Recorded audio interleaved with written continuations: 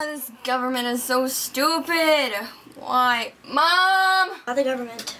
Why is it important to have a judiciary branch that is independent from the legislative and executive branch? Well, don't you think it's kind of funny if just one person had all the power? The legislative branch and the executive branch, they both are influenced by the people. So it's important to have a judiciary system that's different from them, so the people basically don't have all the power. They're the final say-so in laws. How does the structure strengthen the doctrine of separation of powers? Well, separation of power is basically checks and balances. You know what that is? You have the judiciary, the legislative, and the executive branch. They all check over one another, so they make sure that they don't have too much power. Does that make sense? Yeah. So it's kind of like sharing. Yeah, sharing is a really good way to put it. Okay. How high should the walls be between three branches exactly? How high do you think they should be? The executive branch. The executive branch is basically the president and the people that fall under it. The legislative branch is the Senate, and the judiciary is the court systems. So we pretty much all fail in society if that didn't work.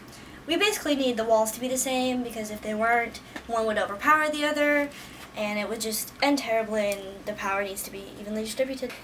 What happens when judges aren't fair?